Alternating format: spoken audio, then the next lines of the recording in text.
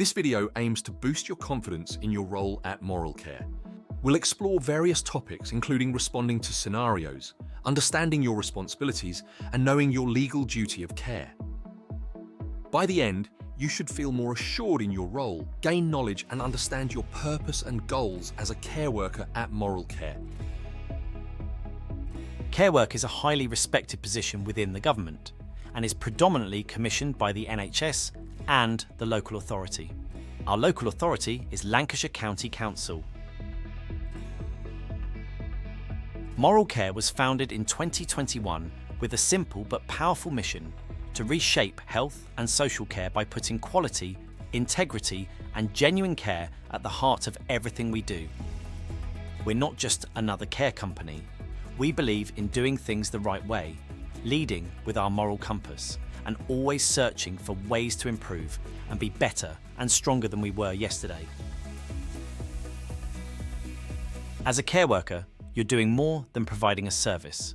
You're making a real difference in people's lives every single day. Whether you're helping someone with their morning routine, providing companionship, or supporting complex care needs, your daily work changes lives and keeps people safe, prevents hospital admissions, and enables people to continue to live in their own homes. We're passionate about keeping people safe at home, rather than the expensive alternative of a care home. Care homes can cause disorientation, confusion, and people don't get the same level of monitoring and care, as staff are stretched across numerous residents all at one time. At home, people thrive, staying in their familiar environments, with a care team that has the time to speak to them and value them. You were personally chosen for Moral Care because we saw something special: the right values, the passion, the drive, the genuine care, and the commitment to excellence that define our team. Moral Care has the outstanding reputation it does, not because of the manager, but because of you watching this right now, the frontline heroes. As a healthcare support worker in England, you must be accountable by making sure you can answer for your actions or lack of action. Throughout everything you do, always ask yourself, would a doctor behave this way? You share the same professional regulation that they do, so hold yourself to the same standard of how you would expect a doctor to behave. Moral Care is regulated by the CQC, also known as the Care Quality Commission. The Care Quality Commission regulates and checks that doctors, hospitals, maternity units, dentists, social workers and care companies like Moral Care are meeting all the legal requirements and meeting the national minimum standards. CQC delivers inspections every few years to check that we look after people effectively and that the staff we employ are equipped to perform the duties required of them. The CQC rate companies as either outstanding good requires improvement or inadequate. At Moral Care, we must ensure we are always either good or outstanding and nothing less. This is all of our responsibility to uphold and demonstrate. They will view your care notes to support their assessment on what kind of care you are delivering and check you are treating people with dignity, keeping people safe and providing excellent care. They have the power to shut down companies that are unsafe and non-compliant. The CQC may ask you questions like, do you know where to find your policies and procedures? Do you know what your safeguarding duty is? It's essential that if you're ever unsure about anything, to speak to your manager or refer to Moral Care policies, so you're equipped to answer any of these questions. The duty of care is a legal obligation to avoid acts or omissions that could cause harm to others. It essentially means taking reasonable steps to protect the safety and well-being of individuals who might be affected by your actions or inactions. Communication is essential in delivering good care.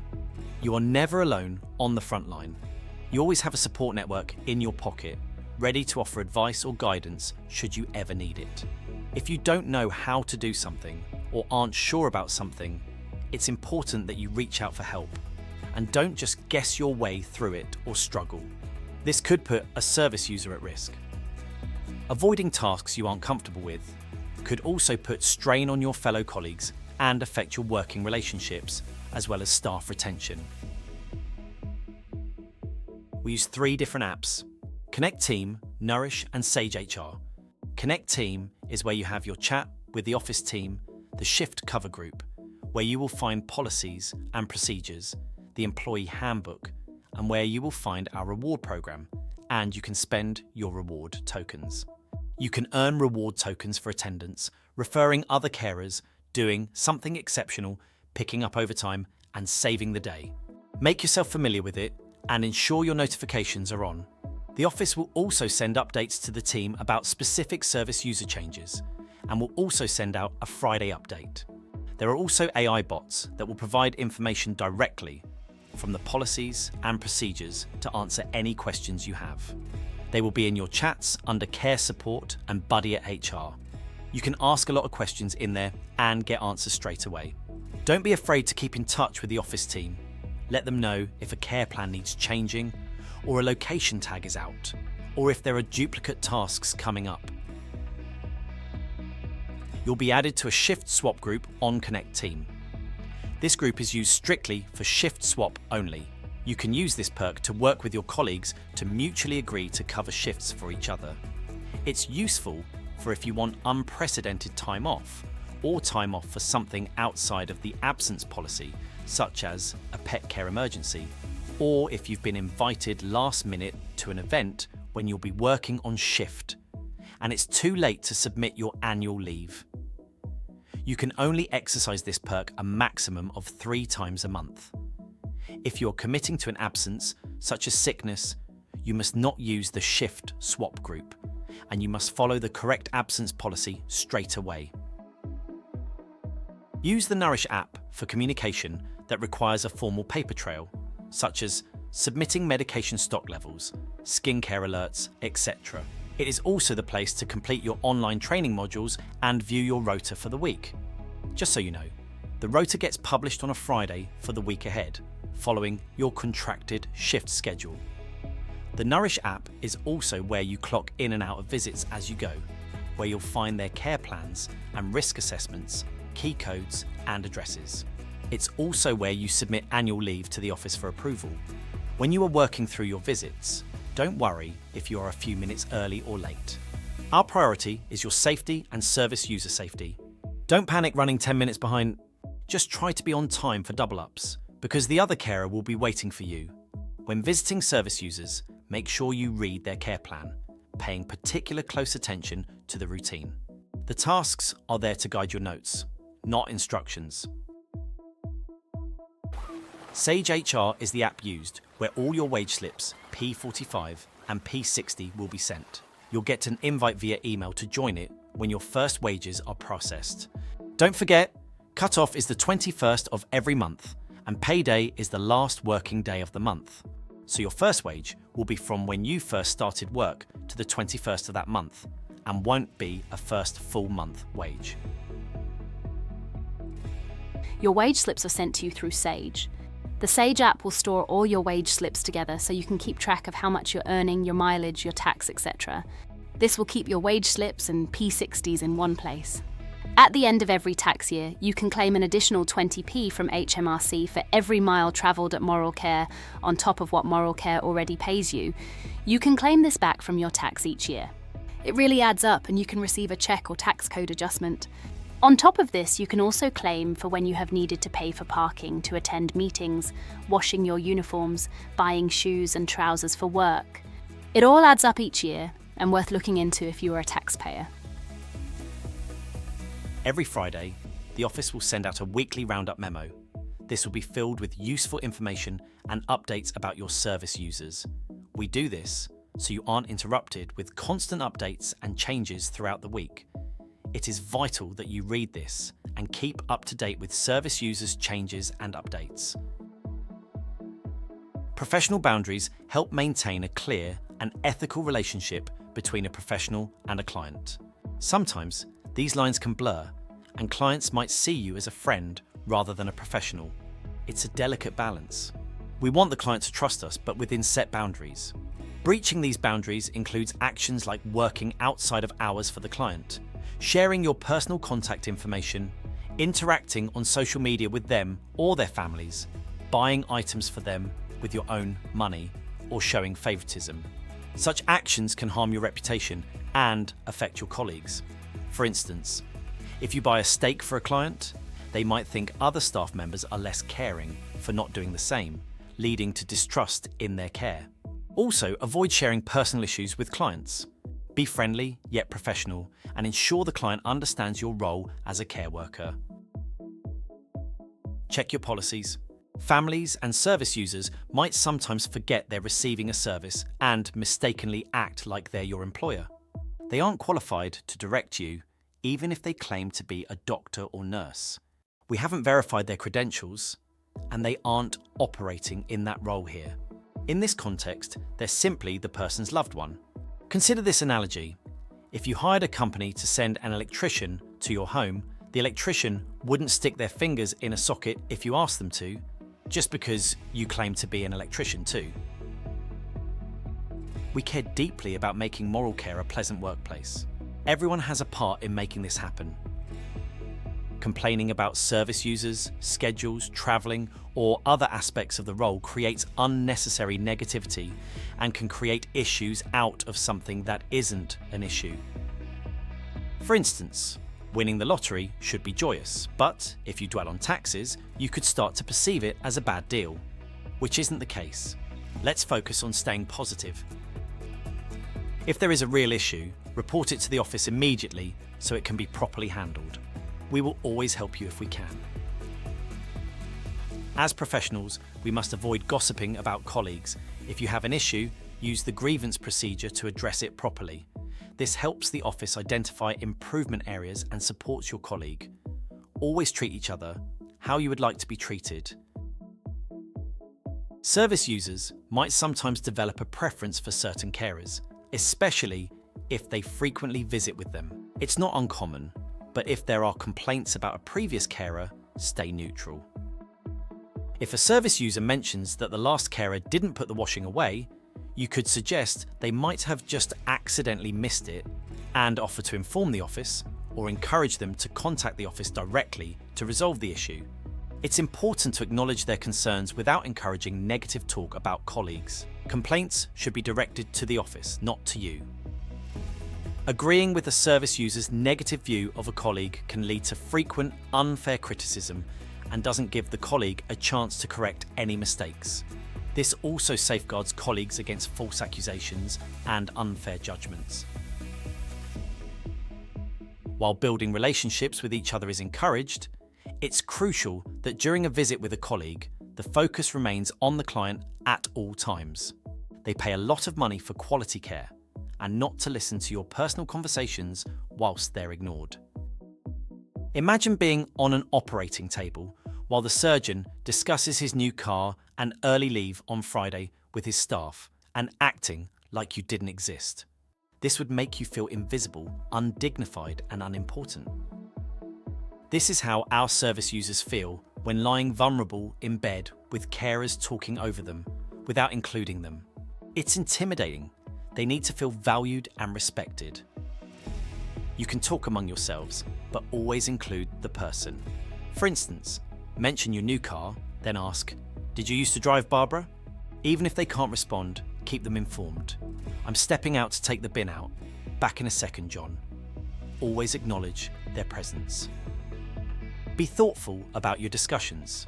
Avoid complaining about being tired or personal issues in front of them. Many of our service users face their own serious challenges.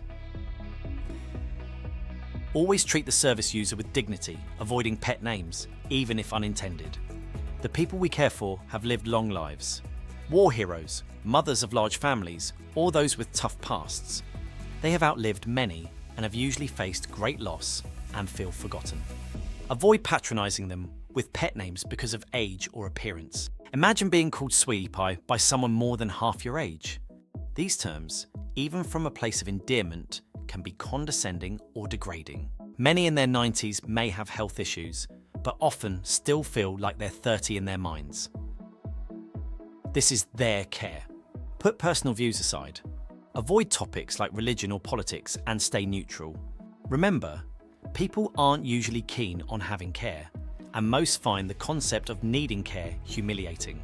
Imagine strangers in your home daily, and not because you want it, but because you physically need the help. They have no choice but to open their homes up to continue to have independence. Treat their home with respect.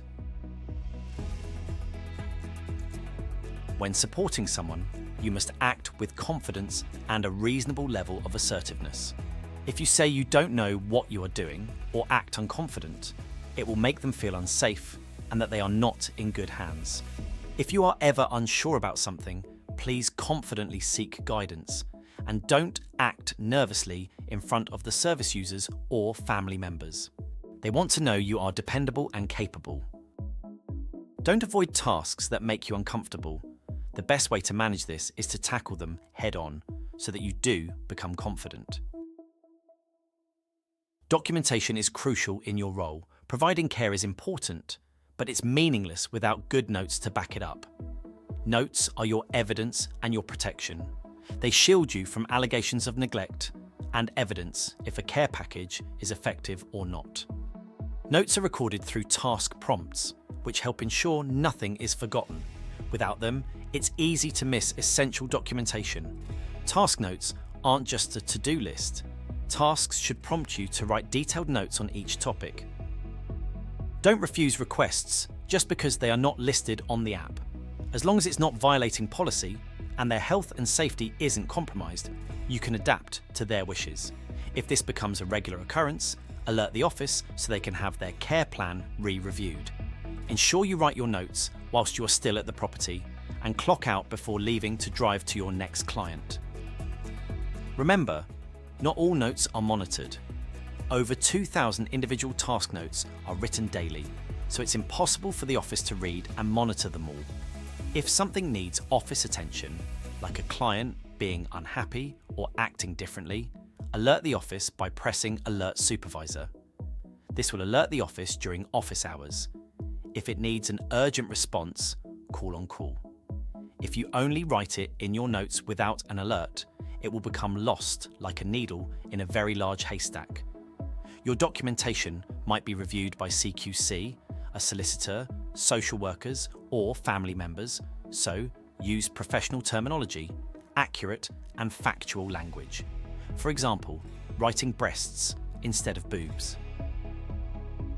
Care plans must be read before providing care to someone. The care plan is an extensive document that covers everything about the care package. The care plan covers a multitude of categories about the person and how care staff should support them with routine, personal care, eating and drinking, elimination, communication, physical health and well-being, mental health and cognition, skin integrity, infection control, medication, mobility, pain, religious needs, equality, companionship, breathing, sleeping, sexuality, domestic needs, financial needs, and emergency protocols. It details if someone has a DNR, where to find it, who the person's lasting power of attorney is, their live body map, their end-of-life plan, wishes and consent. Moral Care have merged risk assessments to care plans to prevent an overload of different documents. At the bottom of the care plan is the person's individual risk assessment. The risk assessment details the high risks and explains to care workers how to mitigate and reduce the risk to keep themselves and the service user safe. Risks that need your action score amber or red. These are the risks you should pay particular close attention to. You have a duty to read people's care plans and follow them, not just blindly follow a task list. The task list is there to simply prompt good notes. Training is an integral part of your role. Training modules will be scheduled on your rota for completion. If you see training scheduled on your rota, it must be completed, just as you would complete a visit on your rota. It is not optional. As a care worker, we are committed to continued development as a natural part of your role. Online modules can be completed on your usual Nourish Care app. Uniform policy. Clean short nails. Hair tied back at all times. Keep uniform clean, fresh and ironed. Wear black or navy trousers, not leggings. Wear black or navy trainers or pumps. Wear your ID badge with red lanyard provided. No jewellery, only stud earrings and flat rings. Bare below the elbow. You're in a position of trust. It is important that you look dependable, smart and professional.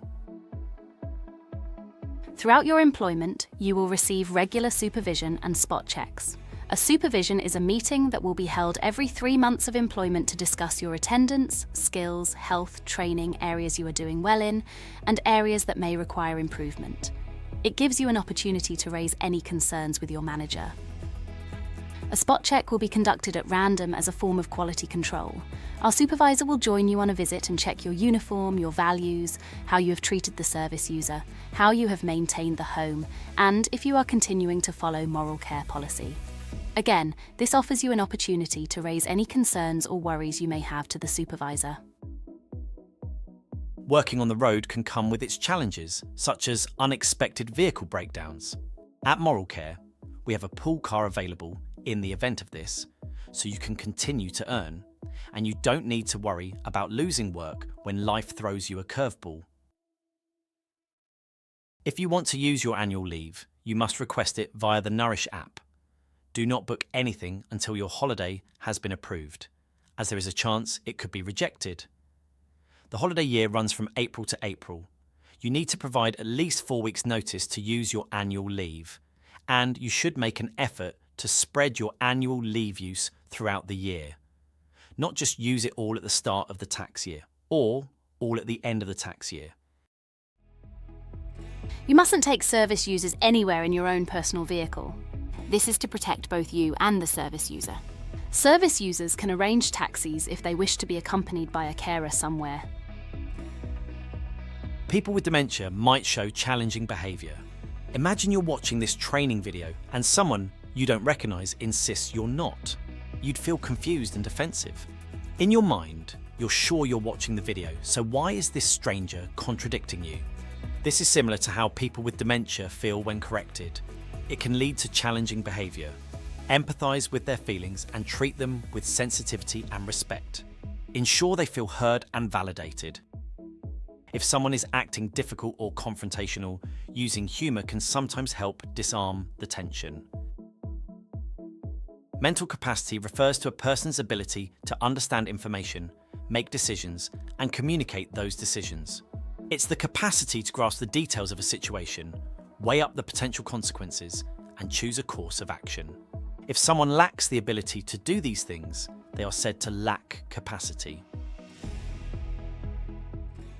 Mental capacity is decision-specific and time-specific. To assess capacity, ask these 4 questions. Can they understand the information relevant to the decision? Can they retain that information long enough? Can they weigh up the information? Can they communicate? If someone cannot do any of these 4 things, they may lack capacity for that particular decision at that time, and you may need to make a best interest decision in that person's interests. For example, if someone said they had already eaten, you would ask follow-up questions like, what did you eat? How did you cook it? Look for evidence such as crumbs, packets in the bin, or a plate to suggest they have eaten. Don't just take their word for it. Someone with memory issues may be convinced they have eaten when they haven't. If we don't investigate whether this is true or not, our lack of action is neglectful and could contribute to malnourishment and serious illness. If you're satisfied they have eaten, cover yourself. Document what evidence you have found and why you are not making a meal as per plan. People who do have capacity have the right to take risks. If we tried to eradicate all risks from everyone, they would have no quality of life. Life is about choice and weighing up risk positively. Just think, you drive a car every day. There is always a risk. But how do you minimise it? You wear a seatbelt, get an MOT, service your vehicle, obtain a licence, etc. to minimise the risks. Our job is the same here too. Our job is to inform people of the risks and encourage them to make their own decisions and manage risks positively. People have the right to make unwise decisions. Think back in your life. Can you think of a time when you made a decision that wasn't a very wise one? Imagine having your freedom taken away from you forever because of that one time you made an unwise decision.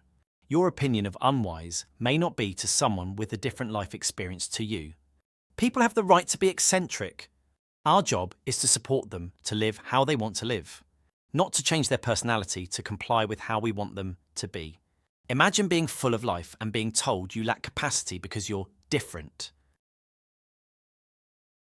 A lasting power of attorney, also known as an LPA, is a legal document that allows people to choose someone they trust, called an attorney, to make decisions on their behalf if they become unable to make them themselves due to illness, accident, or loss of mental capacity.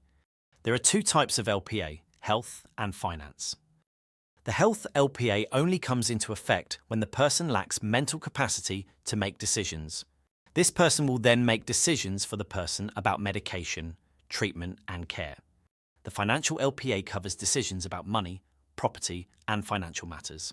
It can be used as soon as it's registered, even while they still have capacity. It includes managing bank accounts, paying bills, and buying/selling property. Your safeguarding duty. Safeguarding is not just about keeping someone safe. Keeping people safe comes under the duty of care. The term safeguarding means acting and reporting on allegations or suspicions of abuse or neglect, such as physical abuse, neglect or self-neglect, emotional abuse, domestic violence or abuse, sexual abuse, psychological or emotional abuse, financial or material abuse, modern slavery, discriminatory abuse, organizational or institutional abuse. If you aren't sure if something needs to be reported, it's better to over-report than misreporting something you should have. Complacency can be dangerous. If you visit someone who regularly refuses care, don't give up trying to help them just because you presume the answer will always be no. Always continue to encourage them to the best of your ability. If you stop trying to support them, you enable the neglect and miss opportunities where they may have accepted a wash. Don't give up on them, no matter how long they self-neglect for. Same with medication. Just because someone usually refuses pain relief, don't automatically assume they don't need it. Ask every time. As a care worker at Moral Care, you protect service users' personal information under GDPR. You handle sensitive data daily, like care notes and medication records. Keep this information confidential, secure, and share it only with authorized colleagues when necessary. Avoid discussing personal details outside work, secure your device when accessing the Nourish app, and report any data breaches immediately. Service users trust us with their information, and maintaining that trust is not only a legal requirement, but is essential for dignified professional care. Do not take photographs and save them to your personal phone.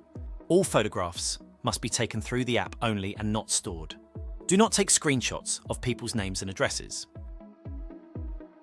Confidentiality means protecting personal information.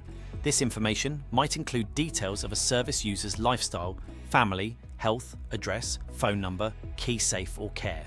We are legally bound to confidentiality, and you mustn't share any information about a person without consulting the office first. This includes not sharing information with your family and friends. How does out of hours work? Out of hours is the line used for when it is out of office hours. This line is not used for general use or for anything that can wait for normal office time. To call for help outside of normal hours, just call the usual office number 01524874110 and follow the instructions. Ensure this number is saved to your phone. If you do need to alert out of hours regarding a query at a person's home, do so whilst you're at the person's home. If you alert out of hours after you have left, the call handler may ask you to return. If your query is about wanting clarity on medication, please make sure you wait until you are guided, rather than risk a medication error. Ringing in sick. Absences are taken seriously. As care professionals, attendance is a fundamental legal component of our duty of care to the vulnerable people who depend on us to show up. We cannot cancel care. Without a team, people starve, go thirsty, and get infections. Attendance is a duty of care. Before committing to absences, think, is it preventable or necessary?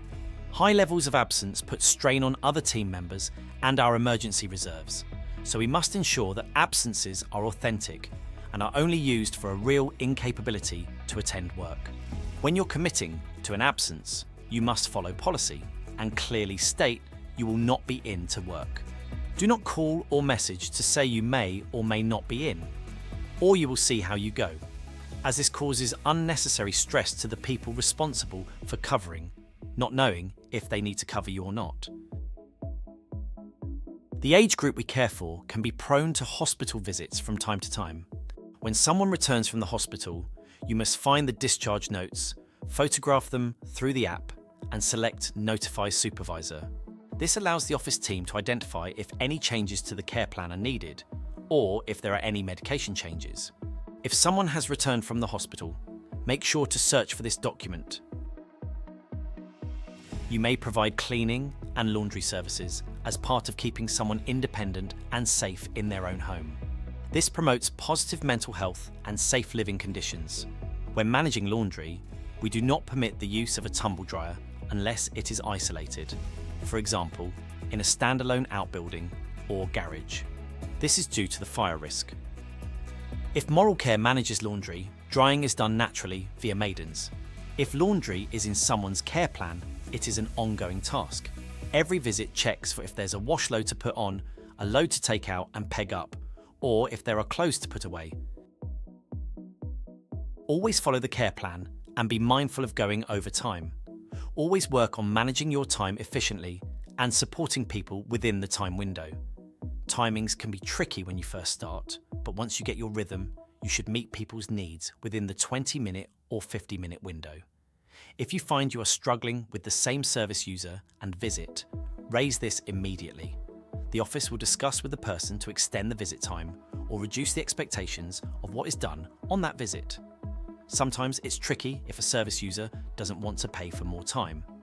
Then we must change the plan to focus on what they want us to focus on.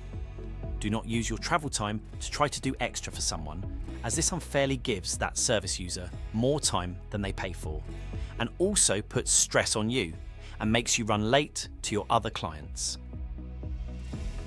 Consent must always be obtained throughout your day-to-day care. Ask if you can sit down. Ask if they're okay with you helping. Ask if the water temperature is okay. Ask if you can look in their cupboards. Naturally, gain consent for everything you do and document that you've gained consent. People can withdraw consent at any time.